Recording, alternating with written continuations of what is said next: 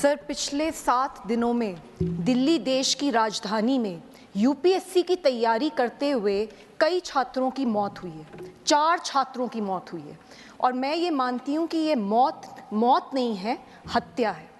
Sir दोस्तों, बहुत ही दुखद खबर आ रही है दिल्ली से, जहां पर राव आईएएस स्टडी सेंटर के लाइब्रेरी में पानी भरने से 3 बच्चों की मौत हो गई, जो कि ओल्ड राजेंद्र नगर में है। श्रेया यादव, तान्या सोनी और नवेल डार्विन की जान चली गई। श्रेया के घर वालों ने उधार लेकर उसकी फीस भरी थी। हालांकि दिल्ली पुलिस और एनडीआरएफ की टीम ने कई घंटों की मेहनत से बहुत सारे बच्चों को बचाया भी। दोस्तों, दिल्ली के लिए ये नई बात नहीं है। हर साल ऐसा ही दिल्ली में जान माल के नुकसान होता रहता है। ये पूरा मामला अब हाई कोर्ट में है और हाई कोर्ट ने एमसीडी को दिल्ली के ड्रेनेज सिस्टम के ऊपर सवाल उठाए। एमसीडी मजाक बन गया है, यहाँ तक कह दिया, और एमसीडी ऑफिशियल को कोर्ट में बुलाया है 2 अगस्त को। और दोस्तों, एक बार फिर राजनीति गर्म हो चुकी है। सारे केजरीवाल गवर्नमेंट को और एमसीडी को गलत ठहरा रहे हैं। उनका कहना है कि बिना परमिशन के बेसमेंट में कोचिंग इंस्टीट्यूट कैसे खुल गए और इसके लिए कौन जिम्मेदार है। और यहाँ तक कि दृष्टि आईएएस कोचिंग सेंटर को भी बंद कर दिया गया है।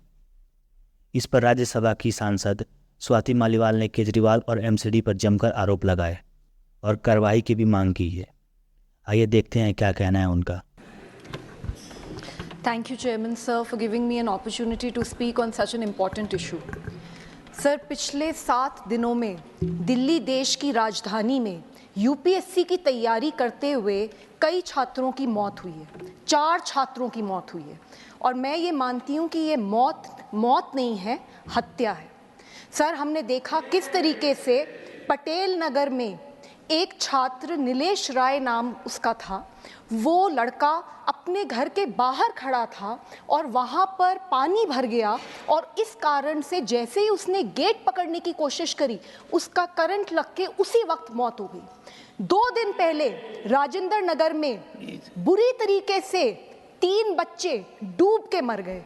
वो सिर्फ अपनी लाइब्रेरी में, अपने कोचिंग सेंटर की लाइब्रेरी के बेसमेंट में बैठे थे, पढ़ाई करने की कोशिश कर रहे थे, सामने पानी भरा और वो पानी उनके कमरे के अंदर आ गया, बेसमेंट में आ गया और 2 मिनट में तीनों के तीनों डूब के मर गए। सर, मैं कल वहाँ गई थी और मैंने उन परिवारों से मैं मिली, उन 2 लड़कियों के परिवारों से मिली जिनकी जान गई है। उनमें से एक लड़की सर श्रेया थी, 25 साल की थी। अंबेडकर नगर से सर यहाँ दिल्ली आई थी पढ़ने के लिए। उसके पिताजी किसान हैं। उन्होंने बहुत संघर्ष कर कर उसको दिल्ली भेजा था। उनका एक ही सपना था कि मेरी बेटी आईएएस अफसर बनेगी, मेरी बेटी इस देश का नाम रोशन करेगी। सर, हम देखते हैं कि किस तरीके से इस देश में ऐसी बहुत बेटियां हैं जिनको ये सहूलियत नहीं मिल पाती, जो अपने सपने नहीं पूरे कर पाती। ये किसान परिवार अपनी बेटी को इतनी दूर दिल्ली एक सपने के साथ भेजता है और वो सपना डूब गया। इसी तरीके से तान्या जो 21 साल की थी, नवीन भी जो केरला से था, तान्या सिकंदराबाद से थी। सर, दोनों के दोनों डूब गए। कौन जिम्मेदार है? सर, आज दिल्ली देश की राजधानी में पूरे देश से, अलग अलग कोनों से गरीब परिवारों से सर लोग आते हैं, बच्चे आते हैं यहाँ पर आईएएस ऑफिसर बनने का सपना देखकर। सर, वो सिर्फ अपने लिए नहीं आते, वो एक ऐसा सपना लेकर आते हैं कि हम इस देश की गवर्नेंस में बदलाव लाएंगे, हम भ्रष्टाचार खत्म करेंगे, हम अपने गांव का, हम अपने शहर की स्थिति सुधारेंगे।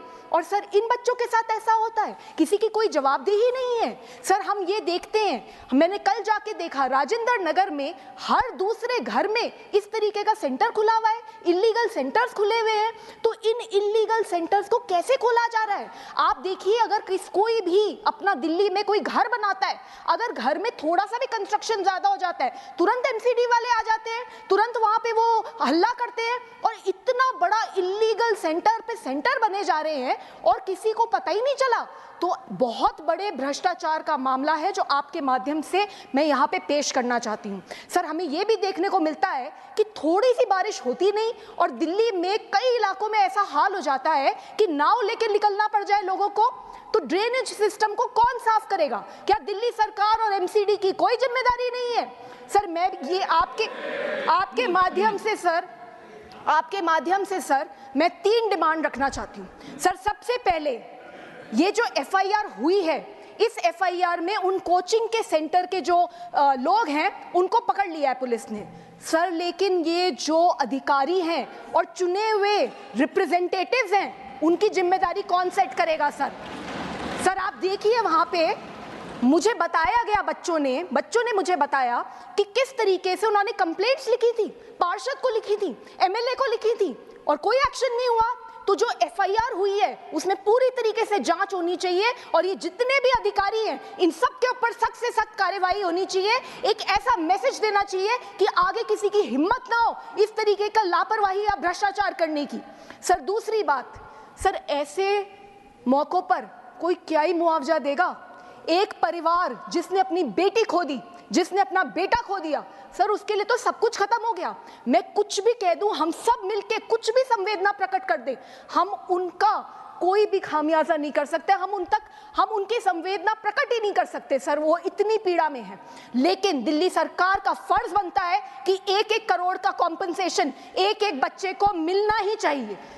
तीसरी बात सर हम ये देखते हैं इतने सालों से यूपीएससी की तैयारी करने के लिए दूर दूर जगहों से दिल्ली में बच्चे आते हैं, पर अभी तक दिल्ली सरकार ने इस तरीके के पीजीज को, इस तरीके के कोचिंग सेंटर्स को रेगुलेट करने के लिए कोई कानून नहीं बनाया। यूपीएससी की तैयारी करते हुए जो बच्चे हैं या बाकी एग्जाम्स की तैयारी करते हुए जो बच्चे हैं उनके वेलफेयर के लिए कोई स्कीमें नहीं बनी है, कोई गाइडलाइंस नहीं है। ये सारी की सारी गाइडलाइंस होनी चाहिए। सर अंत में इतना कहना चाहूंगी, मैंने देखा है सर, दिल्ली में देखा है मैंने बहुत बार कि 100 मीटर की सड़क बनती है और उसके ऊपर 4 नेता आ जाते हैं, हमने बनाई, और उसके बाद प्रचार पे प्रचार होता है, हमने 100 मीटर की सड़क बना दीजिए, बहुत बड़ी सड़क बना दीजिए। और इतना भी देखती हूँ कि जब वहां बोर्ड लगता है ना कि किसने सड़क बनाई, उस पर भी लड़ाई हो रही होती है कि नहीं यहाँ पे मेरा नाम लगेगा।